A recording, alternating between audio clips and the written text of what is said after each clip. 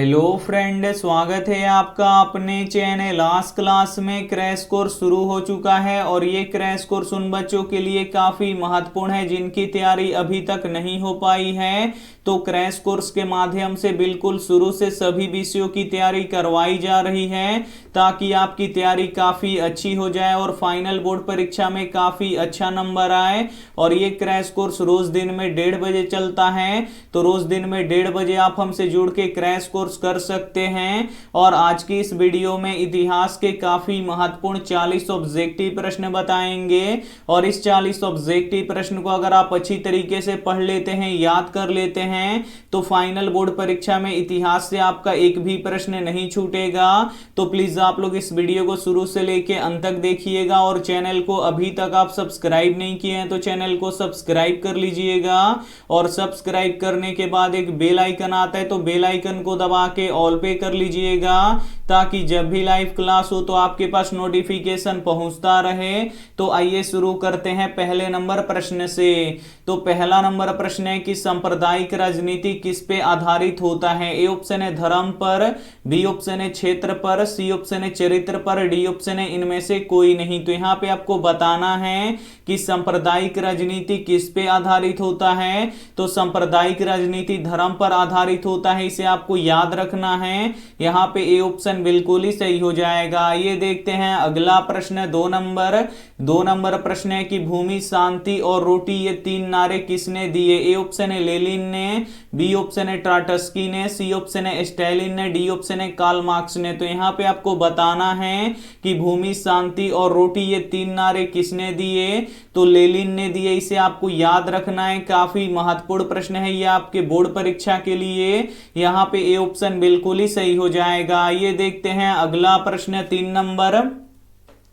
तीन नंबर प्रश्न है कि किसे समाजवादियों का बाइबिल कहा जाता है। ए ऑप्शन है अप्रैल थीसिस को, बी ऑप्शन है सोशलिस्ट को, सी ऑप्शन है दास कैपिटल को, डी ऑप्शन है कम्युनिस्ट के नियमों को। तो यहाँ पे आपको बताना है कि किसे समाजवादियों का बाइबिल कहा जाता है। तो दास कैपिटल को कहा जाता है, इसे आपको याद रखना है। यहाँ पे सी ऑप्शन बिल्कुल ही सही हो जाएगा। ये देखते हैं अगला प्रश्न, चार नंबर प्रश्न है कि नई आर्थिक नीति के जन्मदाता था। ए ऑप्शन है कार्ल मार्क्स, बी ऑप्शन है स्टालिन, सी ऑप्शन है लेनिन, डी ऑप्शन है ट्राटस्की। तो यहाँ पे आपको बताना है कि नई आर्थिक नीति के जन्मदाता था तो लेनिन था, इसे आपको याद रखना है। यहाँ पे सी ऑप्शन बिल्कुल ही सही हो जाएगा। ये देखते हैं अगला प्रश्न, पांच नंबर प्रश्न है कि दास कैपिटल किसने लिखा है। ए ऑप्शन है कार्ल मार्क्स ने, बी ऑप्शन है लेनिन ने, सी ऑप्शन है बिस्मार्क ने, डी ऑप्शन है गांधी जी ने। तो यहाँ पे आपको बताना है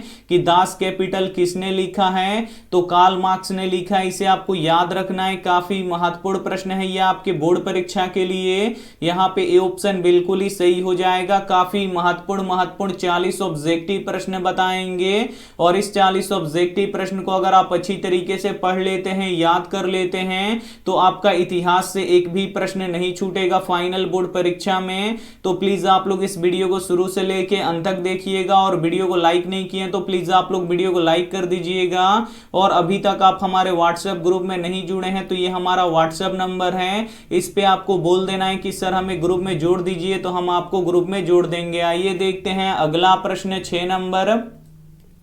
6 नंबर प्रश्न है कि दुनिया के मजदूर एक हो यह किसने कहा था। ए ऑप्शन है कार्ल मार्क्स ने, बी ऑप्शन है लेनिन ने, सी ऑप्शन है स्टालिन ने, डी ऑप्शन है टोल्स्टॉय ने। ये भी काफी महत्वपूर्ण प्रश्न है ये आपके बोर्ड परीक्षा के लिए।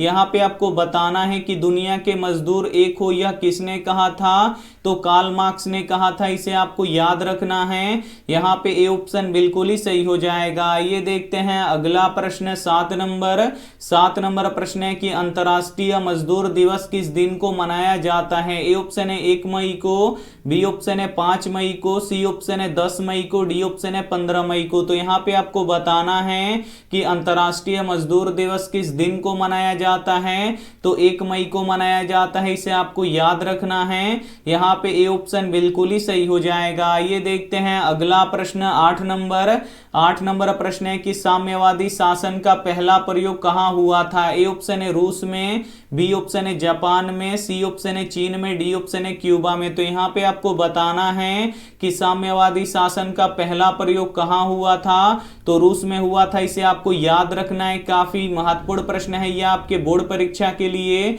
यहाँ पे ए ऑप्शन बिल्कुल ही सही हो जाएगा। आइए देखते हैं अगला प्रश्न 9 नंबर प्रश्न है कि बोल्शेविक क्रांति कब हुआ था। ए ऑप्शन है फरवरी 1917 में, बी ऑप्शन है नवंबर 1917 में, सी ऑप्शन है मार्च 1920 में, डी ऑप्शन है दिसंबर 1918 में। तो यहाँ पे आपको बताना है कि बोल्शेविक क्रांति कब हुआ था, तो नवंबर 1917 में हुआ था। इसे आपको याद रखना है। यहाँ पे बी ऑप्शन बिल्कुल ही सही हो जाएगा। आइए देखते हैं अगला प्रश्न 10 नंबर प्रश्न है कि लाल सेना का गठन किसने किया। ए ऑप्शन है कार्ल मार्क्स ने, बी ऑप्शन है स्टालिन ने, सी ऑप्शन है ट्राटस्की ने, डी ऑप्शन है न्यूटन ने। तो यहाँ पे आपको बताना है कि लाल सेना का गठन किसने किया, तो लाल सेना का गठन ट्राटस्की ने किया। इसे आपको याद रखना है। यहाँ पे सी ऑप्शन बिल्कुल ही सही हो जाएगा। आइए देखते हैं अगला प्रश्न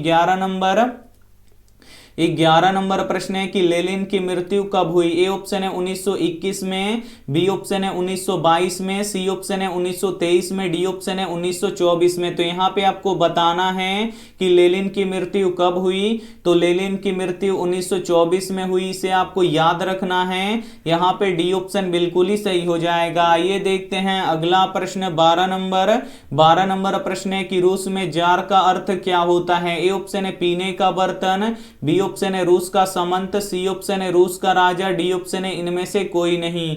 तो यहाँ पे आपको बताना है कि रूस में जार का अर्थ क्या होता है, तो रूस का राजा होता है। इसे आपको याद रखना है। यहाँ पे सी ऑप्शन बिल्कुल ही सही हो जाएगा। आइए देखते हैं अगला प्रश्न 13 नंबर प्रश्न है कि हंगरी की राजधानी कहाँ है। ए ऑप्शन है बुडापेस्ट में, बी ऑप्शन है रोम में, सी ऑप्शन है पेरिस में, डी ऑप्शन है मॉस्को में। तो यहाँ पे आपको बताना है कि हंगरी की राजधानी कहाँ है, तो हंगरी की राजधानी बुडापेस्ट में है। इसे आपको याद रखना है। यहाँ पे ए ऑप्शन बिल्कुल ही सही हो जाएगा। आइए देखते हैं अगला प्रश्न 14 नंबर प्रश्न है कि जलवेराइन एक संस्था थी। ए ऑप्शन है क्रांतिकारियों की, बी ऑप्शन है व्यापारियों की, सी ऑप्शन है विद्वानों की, डी ऑप्शन है पादरियों की। तो यहाँ पे आपको बताना है कि जलवेराइन एक संस्था थी। तो जो जलवेराइन एक संस्था थी ये किसकी थी, तो ये व्यापारियों की एक संस्था थी। इसे आपको याद रखना है, काफी महत्वपूर्ण प्रश्न है। यहाँ पे बी ऑप्शन बिल्कुल ही सही हो जाएगा। इतिहास के काफी महत्वपूर्ण 40 ऑब्जेक्टिव प्रश्न बताएंगे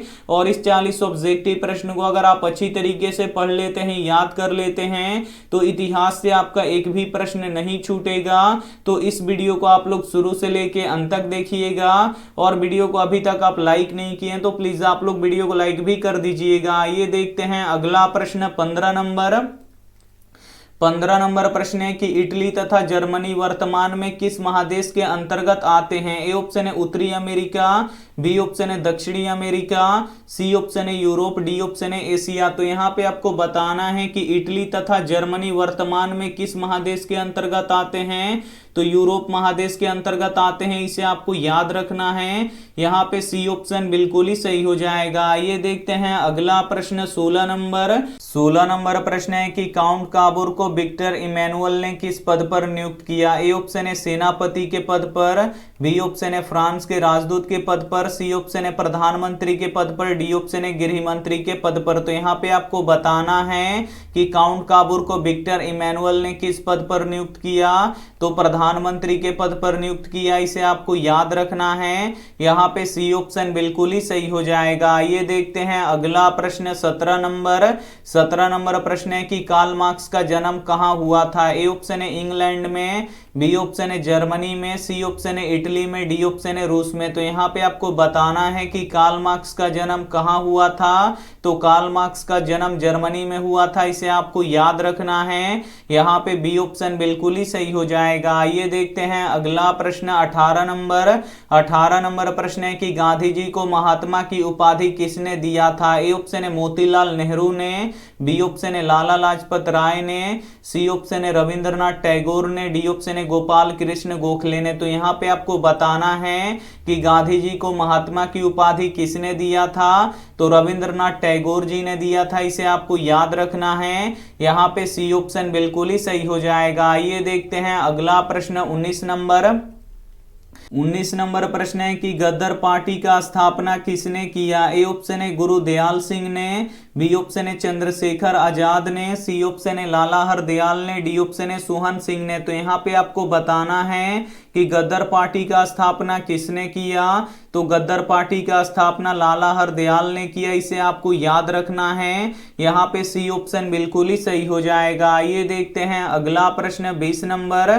20 नंबर प्रश्न है कि गिरमिटिया मजदूर बिहार के किस क्षेत्र से भेजे जाते थे। ए ऑप्शन है पूर्वी क्षेत्र से, बी ऑप्शन है उत्तरी क्षेत्र से, सी ऑप्शन है दक्षिणी क्षेत्र से, डी ऑप्शन है पश्चिमी क्षेत्र से। तो यहाँ पे आपको बताना है कि गिरमिटिया मजदूर बिहार के किस क्षेत्र से भेजे जाते थे, तो पश्चिमी क्षेत्र से भेजे जाते थे। इसे आपको याद रखना है। यहाँ पे डी ऑप्शन बिल्कुल ही सही हो जाएगा। आइए देखते हैं अगला प्रश्न 21 नंबर।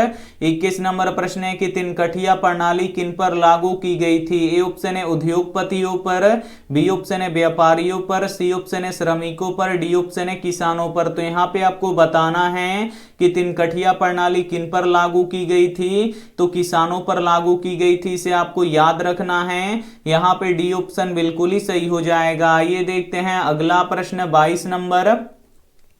22 नंबर प्रश्न है कि 1905 में बंगाल विभाजन किसके समय पर हुआ था। ए ऑप्शन है लॉर्ड कर्जन के समय पर, बी ऑप्शन है लॉर्ड रिपन के समय पर, सी ऑप्शन है लॉर्ड लिटन के समय पर, डी ऑप्शन है लॉर्ड डलहौजी के समय पर। तो यहाँ पे आपको बताना है कि 1905 में बंगाल विभाजन किसके समय पर हुआ था, तो लॉर्ड कर्जन के समय पर हुआ था। इसे आपको याद रखना है। यहाँ पे ए ऑप्शन बिल्कुल ही सही हो जाएगा। आइए देखते हैं अगला प्रश्न 23 नंबर। 23 नंबर प्रश्न है कि जालियांवाला बाग हत्याकांड में किसने गोली चलवाया था। ए ऑप्शन है महात्मा गांधी ने, बी ऑप्शन है लॉर्ड रिपन ने, सी ऑप्शन है लॉर्ड डलहौजी ने, डी ऑप्शन है जनरल ओ डायर ने। तो यहाँ पे आपको बताना है कि जालियांवाला बाग हत्याकांड में किसने गोली चलवाया था, तो जनरल ओ डायर ने चलवाया था। इसे आपको याद रखना है। यहाँ पे डी ऑप्शन बिल्कुल ही सही हो जाएगा। आइए देखते हैं अगला प्रश्न 24 नंबर। 24 नंबर प्रश्न है कि दलित वर्ग एसोसिएशन की स्थापना किसने की थी। ए ऑप्शन है पंडित नेहरू ने, बी ऑप्शन है गांधी जी ने, सी ऑप्शन है अंबेडकर ने, डी ऑप्शन है कोई नहीं। तो यहाँ पे आपको बताना है कि दलित वर्ग एसोसिएशन की स्थापना किसने किया था, तो डॉक्टर भीमराव अंबेडकर ने किया था। इसे आपको याद रखना है। यहाँ पे सी ऑप्शन बिल्कुल ही सही हो जाएगा। ये देखते हैं अगला प्रश्न 25 नंबर। 25 नंबर प्रश्न है कि पूर्ण स्वराज की मांग कांग्रेस के किस अधिवेशन में किया गया। ए ऑप्शन है लाहौर अधिवेशन में, बी ऑप्शन है कराची अधिवेशन में, सी ऑप्शन है कलकत्ता अधिवेशन में, डी ऑप्शन है बेलगांव अधिवेशन में। तो यहाँ पे आपको बताना है कि पूर्ण स्वराज की मांग कांग्रेस के किस अधिवेशन में किया गया, तो लाहौर अधिवेशन में किया गया। इसे आपको याद रखना है। यहाँ पे ए ऑप्शन बिल्कुल ही सही हो जाएगा। ये देखते हैं अगला प्रश्न 26 नंबर। 26 नंबर प्रश्न है कि महात्मा गांधी किस पत्रिका का संपादन किए थे। ए ऑप्शन है केसरी, बी ऑप्शन है मराठी, सी ऑप्शन है यंग इंडिया और हरिजन, डी ऑप्शन है बंगाली। तो यहाँ पे आपको बताना है कि महात्मा गांधी किस पत्रिका का संपादन किए थे, तो यंग इंडिया और हरिजन पत्रिका का संपादन किए थे। इसे आपको याद रखना है। यहाँ पे सी ऑप्शन बिल्कुल ही सही हो जाएगा। ये देखते हैं अगला प्रश्न 27 नंबर। 27 नंबर प्रश्न है कि भारतीय राष्ट्रीय कांग्रेस की स्थापना किस वर्ष हुआ था। ए ऑप्शन है 1885 में, बी ऑप्शन है 1890 में, सी ऑप्शन है 1895 में, डी ऑप्शन है 1900 में। तो यहाँ पे आपको बताना है कि भारतीय राष्ट्रीय कांग्रेस की स्थापना किस वर्ष हुआ था, तो 1885 में हुआ था। इसे आपको याद रखना है। यहाँ पे ए ऑप्शन बिल्कुल ही सही हो जाएगा। ये देखते हैं अगला प्रश्न 28 नंबर। 28 नंबर प्रश्न है कि प्रथम आईसीएस कौन थे। ए ऑप्शन है सत्येंद्र नाथ टैगोर, बी ऑप्शन है बिपिन चंद्र पाल, सी ऑप्शन है दादा भाई नौरोजी, डी ऑप्शन है इनमें से कोई नहीं। तो यहाँ पे आपको बताना है कि प्रथम आईसीएस कौन थे, तो सत्येंद्रनाथ टैगोर थे, इसे आपको याद रखना है। यहाँ पे ए ऑप्शन बिल्कुल ही सही हो जाएगा। आइए देखते हैं अगला प्रश्न 29 नंबर प्रश्न है कि प्रथम विश्व युद्ध कब शुरू हुआ। ए ऑप्शन है 1914 में, बी ऑप्शन है 1916 में, सी ऑप्शन है 1918 में, डी ऑप्शन है 1920 में। तो यहाँ पे आपको बताना है कि प्रथम विश्व युद्ध कब शुरू हुआ, तो 1914 में शुरू हुआ, इसे आपको याद रखना है। यहाँ पे ए ऑप्शन बिल्कुल ही सही हो जाएगा। ये देखते हैं अगला प्रश्न 30 नंबर प्रश्न है कि मुस्लिम लीग की स्थापना कब हुई थी। ए ऑप्शन है 1906 में, बी ऑप्शन है 1907 में, सी ऑप्शन है 1908 में, डी ऑप्शन है 1909 में। तो यहाँ पे आपको बताना है कि मुस्लिम लीग की स्थापना कब हुई थी, तो 1906 ईस्वी में हुआ था, इसे आपको याद रखना है। यहाँ पे ए ऑप्शन बिल्कुल ही सही हो जाएगा। ये देखते हैं अगला प्रश्न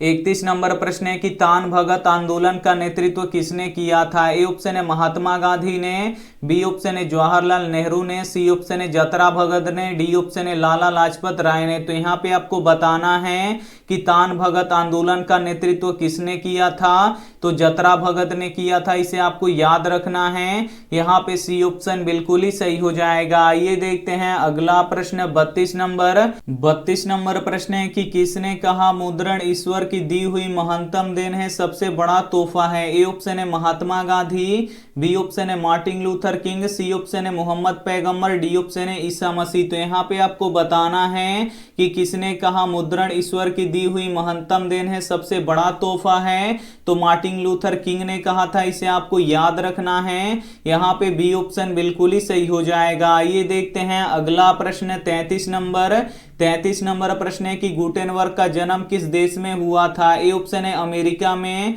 बी ऑप्शन है जर्मनी में, सी ऑप्शन है जापान में, डी ऑप्शन है चीन में। तो यहाँ पे आपको बताना है कि गुटेनबर्ग का जन्म किस देश में हुआ था, तो जर्मनी में हुआ था, इसे आपको याद रखना है। यहाँ पे बी ऑप्शन बिल्कुल ही सही हो जाएगा। ये देखते हैं अगला प्रश्न 34 नंबर प्रश्न है कि सर्वप्रथम मुद्रण की शुरुआत किस देश में हुआ था। ए ऑप्शन है भारत में, बी ऑप्शन है जापान में, सी ऑप्शन है जर्मनी में, डी ऑप्शन है चीन में। तो यहाँ पे आपको बताना है कि सर्वप्रथम मुद्रण की शुरुआत किस देश में हुआ था, तो चीन में हुआ था, इसे आपको याद रखना है। यहाँ पे डी ऑप्शन बिल्कुल ही सही हो जाएगा। ये देखते हैं अगला प्रश्न 35 नंबर प्रश्न है कि भारत का पहला समाचार पत्र कौन सा था। ए ऑप्शन है भारत गजट, बी ऑप्शन है बंगाल गजट, सी ऑप्शन है बंबई गजट, डी ऑप्शन है इंडिया गजट। तो यहाँ पे आपको बताना है कि भारत का पहला समाचार पत्र कौन सा था, तो बंगाल गजट था, इसे आपको याद रखना है। यहाँ पे बी ऑप्शन बिल्कुल ही सही हो जाएगा। ये देखते हैं अगला प्रश्न 36 नंबर प्रश्न है कि किस देश ने सिविल सेवा परीक्षा की शुरुआत की। ए ऑप्शन है चीन ने, बी ऑप्शन है भारत ने, सी ऑप्शन है फ्रांस ने, डी ऑप्शन है पाकिस्तान ने। तो यहाँ पे आपको बताना है कि किस देश ने सिविल सेवा परीक्षा की शुरुआत की, तो किस देश ने किया, तो चीन ने किया, इसे आपको याद रखना है। यहाँ पे ए ऑप्शन बिल्कुल ही सही हो जाएगा। ये देखते हैं अगला प्रश्न 37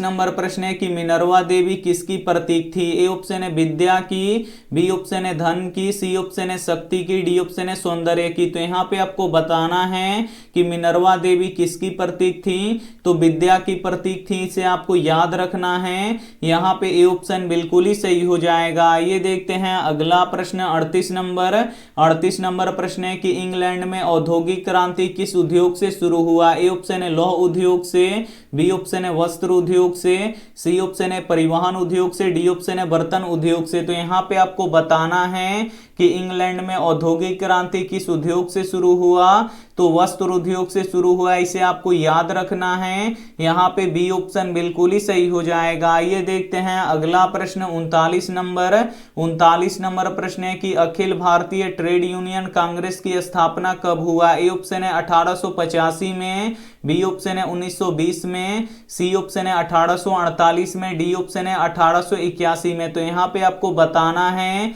कि अखिल भारतीय ट्रेड यूनियन कांग्रेस की स्थापना कब हुआ, तो 1920 में हुआ, इसे आपको याद रखना है। यहाँ पे बी ऑप्शन बिल्कुल ही सही हो जाएगा। ये देखते हैं अंतिम प्रश्न 40 नंबर प्रश्न है कि पटना का गोलघर कब बना था। ए ऑप्शन है 1700 ईस्वी में, बी ऑप्शन है 1786 ईस्वी में, सी ऑप्शन है 1780 ईस्वी में, डी ऑप्शन है 1790 ईस्वी में। तो यहाँ पे आपको बताना है कि पटना का गोलघर कब बना था। तो 1786 ईस्वी में बना था, इसे आपको याद रखना है। यहाँ पे बी ऑप्शन बिल्कुल ही सही हो जाएगा। इस क्रैश कोर्स में इतिहास के काफी महत्वपूर्ण 40 ऑब्जेक्टिव प्रश्न बता चुके हैं। अगर इस 40 ऑब्जेक्टिव प्रश्न को अगर आप अच्छी तरीके से पढ़ लेते हैं, याद कर लेते हैं, तो फाइनल बोर्ड परीक्षा में इतिहास से आपका एक भी प्रश्न नहीं छूटेगा, ये हमारा गारंटी है। तो इसमें से जो भी प्रश्न आपको याद ना हो तो प्लीज आप लोग उसे नोटबुक पे लिख के जरूर याद कर लीजिएगा। और ये रहा आपके लिए होमवर्क प्रश्न, इसका जवाब आपको कमेंट बॉक्स में देना है कि मेटरनिक कौन था। ए ऑप्शन है रूस का जार, बी ऑप्शन है ऑस्ट्रिया का चांसलर, सी ऑप्शन है फ्रांस का सम्राट, डी ऑप्शन है प्रसा का चांसलर। तो यहाँ पे आपको बताना है कि मेटरनिक कौन था। तो जो भी ऑप्शन आपको सही लगे वो आप हमें कमेंट करके जरूर बताइएगा। वीडियो को लाइक नहीं किए तो प्लीज आप लोग वीडियो को लाइक कर दीजिएगा, अपने दोस्तों के पास इस वीडियो को जरूर शेयर कीजिएगा। और चैनल को अभी तक आप सब्सक्राइब नहीं किए हैं तो चैनल को सब्सक्राइब करके साथ में बेल आइकन को ऑल पे दबा लीजिएगा, ताकि जब भी लाइव क्लास हो तो आपके पास नोटिफिकेशन पहुंचता रहे। Thank you for watching. मिलते हैं अगली वीडियो में, तब तक अपना ध्यान रखिए, मन लगा के पढ़ाई कीजिए। Take care and bye.